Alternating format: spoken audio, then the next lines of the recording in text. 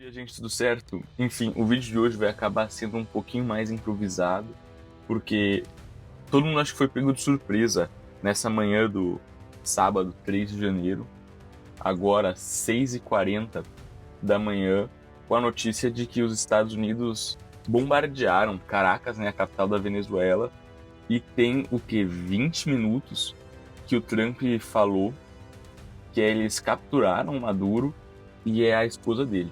Então eu queria aproveitar essa situação para trazer uma análise do exército venezuelano com aqueles 5 fundamentos da história militar que a gente viu lá no primeiro vídeo. Então quem não viu, vai ter um cardzinho aqui em cima, veja, é muito bacana. Ainda não é o modelo de vídeo que a gente está tendo agora, mas é para entender quais são os fundamentos da história militar.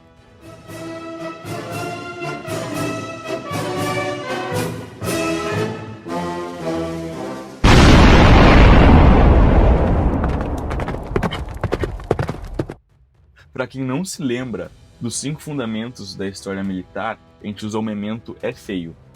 Emprego, forças morais, equipamento, instrução e preparo e organização. Enfim, o exército venezuelano, também chamado de Força Armada Nacional Bolivariana, é uma força armada moldada por 3 fatores centrais: a guerra irregular, a politização extrema e a defesa do regime como a missão principal. Isso vai influenciar em todos os fatores, que a gente vai destrinchar agora. O primeiro fundamento é o emprego. Para o emprego a gente vai ver o que a história mostra. Quando a gente analisa o emprego do exército venezuelano, a primeira coisa que a gente precisa cair a ficha é a ideia de que a guerra convencional clássica, no grande modelo clausewitziano, não se aplica à história do exército venezuelano. A história real não está na guerra das grandes unidades. O exército venezuelano foi moldado ao longo do século XX e principalmente agora no século XXI por meio da guerra irregular. E aparece de uma forma muito clara quando a gente olha onde, contra quem e como ele foi empregado. Desde meados do século XX, o foco esteve em contra-insurgências, especialmente contra grupos armados internos, ainda mais. Você vai ver que é uma ditadura, né? Então existe uma resistência, um controle prolongado do território, mais que a conquista. Eles não querem conquistar, eles querem manter o poder e justamente, por fim, a manutenção da ordem interna. A gente tem uma ditadura, daí tem muito aquele papel híbrido entre a força armada e a força auxiliar, uma força de segurança, né? Para manter a ordem do governo do Maduro. Isso vai gerar um tipo específico de soldado, mais importante ainda, um tipo específico de mentalidade militar. Falando também no emprego, o ambiente de combate é privilegiado para o exército venezuelano. Um ambiente de selva, as periferias urbanas, em que não é fácil de entrar, tem justamente investir na guerra irregular, áreas densamente povoadas. Enfim, isso reforça o quê? Patrulhamento, pequenas frações, emboscadas, controles de ponto acessível. Agora vai entrar um ponto fundamental da história militar. Nem toda doutrina está escrita em manual. A doutrina real de um exército aparece na forma como ele é empregado. E a doutrina implícita venezuelana é clara. Ela não busca destruir o inimigo em uma batalha decisiva. Busca cansá-lo, fragmentá-lo, aumentar o custo político, humano e psicológico da guerra. Isso é típico de forças orientadas justamente para a guerra irregular defensiva. Agora vamos para a parte 2, pro F, do é feio, que são as forças morais. E a questão moral não é uniforme. E aqui está talvez o fundamental mais contraditório de todo o exército venezuelano. Quando falamos em forças morais, a história nos alerta para um ponto central. Moral não é número, não é discurso e não é propaganda. Ela é disposição real de lutar, resistir e obedecer sob risco supremo. E no caso da Força Armada Bolivariana, não é uma moral homogênea. Ela é profundamente desigual, quase que verticalizada. Quando a gente olha no alto comando, no topo da hierarquia, que é o que acho que vai ser mais influenciado agora, ainda mais que teve uma real captura do Maduro, o incentivo dos altos oficiais são os privilégios econômicos que eles têm, as posições políticas, o controle de recursos estratégicos, tem todo o incentivo político à sobrevivência pessoal e profissional desses oficiais, ainda mais num cenário caótico em que a Venezuela, naturalmente, está diretamente ligada à sobrevivência do regime. Então tem um compromisso existencial para o alto comando. Perder o poder não é só perder a guerra, é perder tudo que eles têm. Isso é um tipo de moral forte. É uma moral que é forte, é defensiva, obstinada e focada na manutenção do status quo, manter as coisas como estão. No topo, a força moral realmente é real e é intensa. Mas quando a gente vai para a base, aí que a coisa vai pegar agora. Porque a Venezuela é um país pobre, sofrido, e o soldado, a rala dos praças, sofrem bastante, tem uma condição de vida muito simples. Então, são soldados que têm salários baixos, condições materiais precárias, pouca perspectiva de ascensão profissional, escassez de reconhecimento, além que tem longos períodos de missão interna, desgaste psicológico constante, papel frequentemente impopular junto à população civil, de não ter tanto patriotismo, mesmo que a gente vai ver mais pra frente. Na instrução, busca fazer a ideia bolivariana na cabeça dos seus soldados. Esse desgaste que sofre o soldado, não é teórico. Ele se manifesta historicamente. O exército venezuelano carrega um histórico relevante de deserção, especialmente em momentos de crise política e econômica. E agora, com o bombardeio americano, muito provável que vai acontecer. O soldado não vê sentido em continuar. Quantas vidas não foram tiradas hoje? O risco não compensa o sacrifício. E a identidade com a missão acaba ficando fraca. Ele tem um momento de vibração e tem um momento de... Aí a gente consegue encontrar o quê? Um distanciamento da população. A relação entre forças armadas e a sociedade é uma relação tensa. Em muitos contextos, o soldado não se vê como defensor da população. Ele vê mais como um instrumento de coerção. Atua contra seus próprios conterrâneos. Isso corrói o elemento central da moral, o sentimento de legitimidade da missão. Ou seja, o que a gente consegue resumir: a moral é forte no topo, ainda mais agora que está sendo ameaçada a ordem, e dependendo, muitos do alto oficialato vão ser julgados por crimes à humanidade, mas na base é uma base frágil. Depende mais de controle e incentivo do que uma convicção compartilhada. É uma moral que funciona bem em curto prazo, especialmente em controle interno, repressão e defesa do regime. Mas vai apresentar sérios problemas em guerras longas, que eu acho que não vai ser o caso aqui. Que o desgaste vai recair principalmente sobre a base. A coesão vai diminuir cada vez mais com o tempo. E o elo entre o comando e a tropa vai cada vez mais enfraquecendo. Agora a gente vai para o segundo E do é feio. O equipamento. Gente, o papel não luta. Quando a gente olha apenas o inventário, o exército venezuelano é incrível. No papel, a Venezuela possui um dos arsenais mais modernos da América Latina. Fruto, sobretudo, de aquisições feitas a partir dos anos 2000, com forte apoio da Rússia e, em menor grau, da China. Mas a história militar ensina uma coisa: equipamento não é só o poder, é um tripé. Equipamento, logística e preparo. E é aí que começam os problemas. A Venezuela possui blindados russos, nem o carro de combate T-72, além do BMP e do BTR. Esses meios no papel oferecem boa proteção, têm poder de fogo relevante e são adequados a combates convencionais. Não são blindados ultrapassados, são sistemas respeitados. De artilharia, o país também investiu em artilharia rebocada e autopropulsada, lançadores múltiplos de foguetes e sistemas de origem russa e chinesa. Isso dá ao exército venezuelano, teoricamente, a capacidade de apoio de fogo profundo, saturação de áreas e defesa de eixo estratégico. E já de defesa antiaérea, que acho que é o ponto central para o dia de hoje, é muito impressionante a antiaérea dela.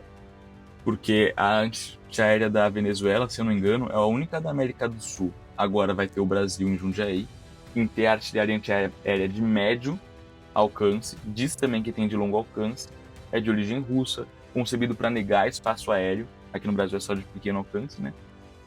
No inventário isso cria uma bolha aérea relevante, mas como a gente viu no dia de hoje, com os ataques americanos, ainda mais se eles realmente conseguiram capturar o Maduro, que é uma defesa antiaérea que dizia ser maravilhosa e fracassou para justamente defender o coração, o centro de todo o regime do Maduro, que é o próprio Maduro.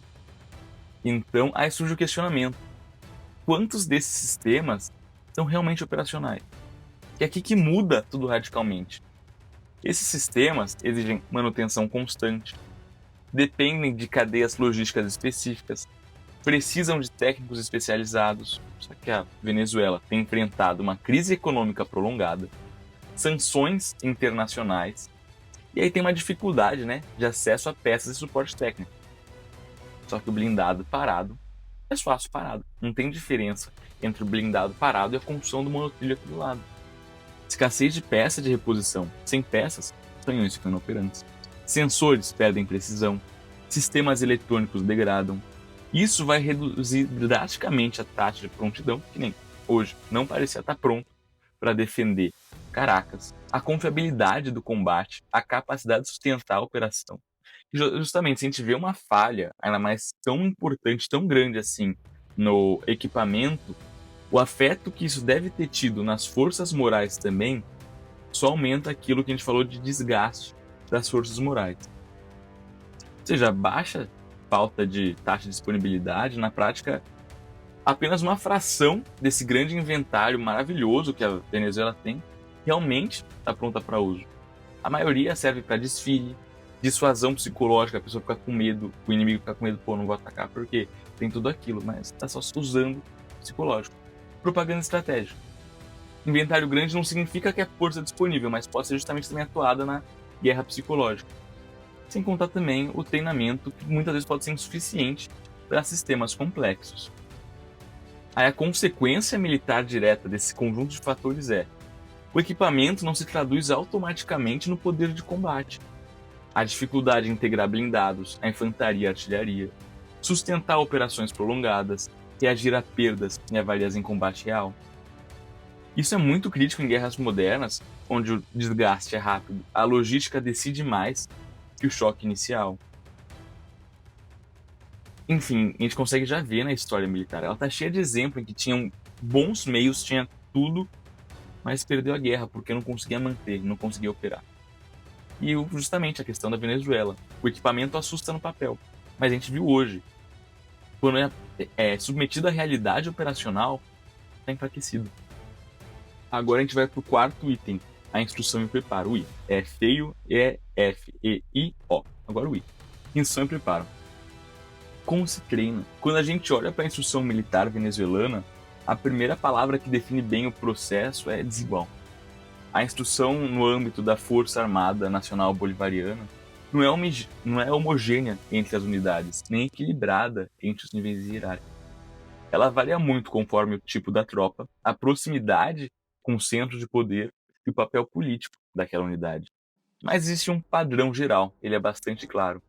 Ele é focado na ênfase da disciplina e da resistência. A base da instrução venezuelana é dura e física. Os soldados deles são treinados para suportar privação, operar com poucos recursos, resistir psicologicamente, obedecer ordens sem ser questionado.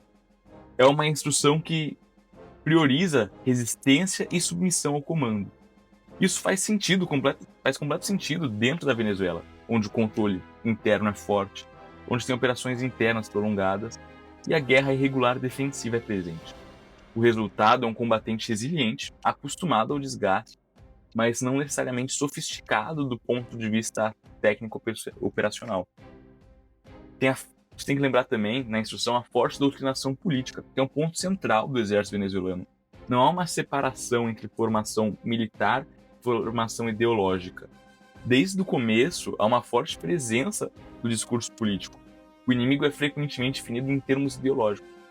A missão militar associada não é a defesa só do Estado, mas principalmente a defesa do regime. O soldado não é preparado apenas para combater.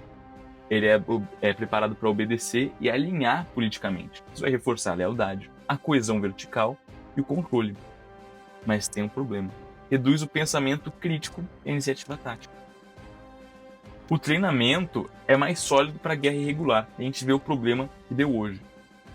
É um soldado bem preparado para o patrulhamento, para o combate em pequenas frações, na área de selva, em áreas urbanas, no controle de área, em operações de desgaste. Há uma coerência entre a instrução, emprego e organização nesse aspecto. A Venezuela treina para o tipo de guerra que ela espera lutar, que é só de manter o regime. Mas quando a gente vê uma situação que nem hoje, que é da questão da guerra realmente entre países diferentes, uma guerra assim de movimento, quando teve que defender a capital, não conseguiu. Teve dificuldade. O grande vazio está na falta de integração entre infantaria, cavalaria e artilharia, a coordenação com apoio aéreo, manobras sincronizadas de grande unidade. A guerra moderna ela é combinada. Isso exige constante treino, que é caro e complexo. Sem isso, o exército apenas opera por compartimentos, perde a eficiência em conflitos convencionais que nem aconteceu hoje. Não foi um exército que se mostrou eficiente e tem dificuldade de explorar oportunidades táticas. Ou seja, a gente consegue perceber que na instrução do exército venezuelano, eles treinam mais para controlar o regime, para controlar o país, do que realmente para manobrar. Isso mostrou definitivo no dia de hoje. E por fim, a organização. A estrutura formal, o papel, a organização venezuelana é grande, complexa e impressionante. A estrutura da Força Armada Nacional Boliviana reúne múltiplos componentes armados, cada um com funções próprias e muitas vezes sobrepostas. De forma resumida, nós temos o Exército Regular, responsável pela Força Terrestre Convencional, a Guarda Nacional Boliviana, com funções híbridas entre uma força militar e uma força auxiliar de segurança interna, as milícias bolivarianas, organizadas como uma força paralela de massa voltada à defesa do regime e à saturação territorial, e as estruturas paralelas de poder armado, formais e informais, que orbitam o sistema político. É uma organização pensada para controlar o território e a sociedade, como dito anteriormente, em conseguir manobrar numa guerra convencional. E o problema central não é o tamanho, é a coesão e o comando. Aqui talvez seja o ponto decisivo do fundamento da organização.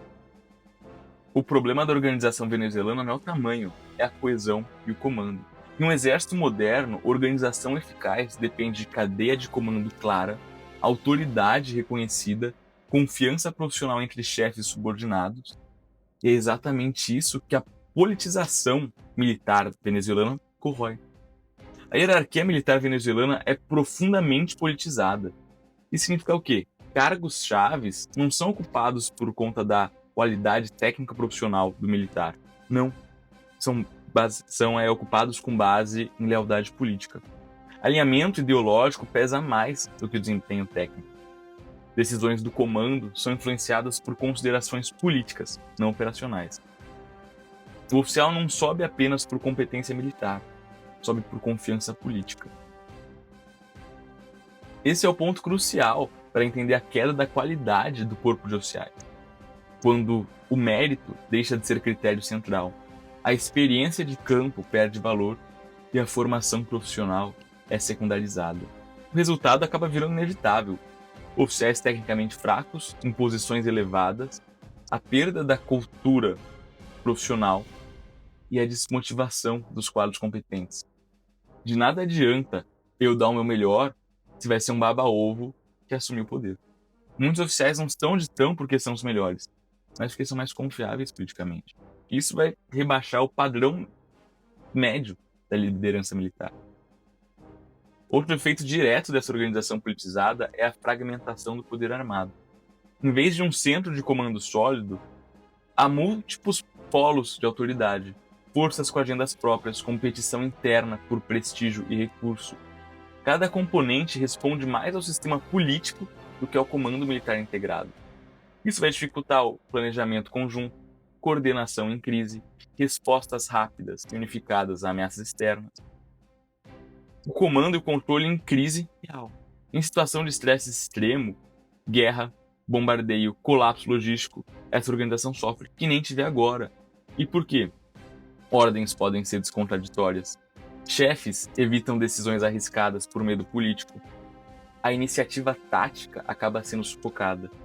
O comandante pensa primeiro no impacto político, só depois no efeito militar. A história militar mostra que exércitos politizados reagem mais lentamente e cometem mais erros sob pressão. E a gente lembra, quando o comando serve a política antes da guerra, a organização sofre no combate. Enfim, gente, esse foi o término do vídeo. Tentei fazer o mais rápido possível. Recebi a notícia da situação 5h40 da manhã, eu comecei a preparar já o que falar. Agora são 7h15. Vou editar o mais rápido possível que dá para já postar. Enfim, vamos acompanhando a situação. Espero que vocês tenham entendido essa visão geral do exército venezuelano. Até agora, o que a gente sabe é que os bombardeiros e ataques de precisão atingiram a área metropolitana de Caracas, atingindo instalações sensíveis do Estado, pontos ligados à segurança do regime e aos estratégicos. Houve emprego de poder aéreo e vetor de longo alcance. E a gente conseguiu observar uma desorganização momentânea da cadeia de comando, consenso institucional, respostas tardias e informações contraditórias. E até agora a gente tem também essa fala aqui, que vai estar aqui na tela, do Trump falando de que o Maduro foi capturado, mas só esse fato. Enfim, espero que vocês tenham entendido essa visão geral e ficamos ligados para os próximos capítulos que estão por vir dessa situação, dessa novela, não é mesmo? Enfim, se você gostou, curte, compartilha, manda para aquele teu amigo que está interessado nessa questão de geopolítica, na questão militar momentânea, real, que aconteceu aqui no nosso vizinho, a Venezuela. E se você não segue o canal, siga, pô, tem muito conteúdo bacana. Até a próxima!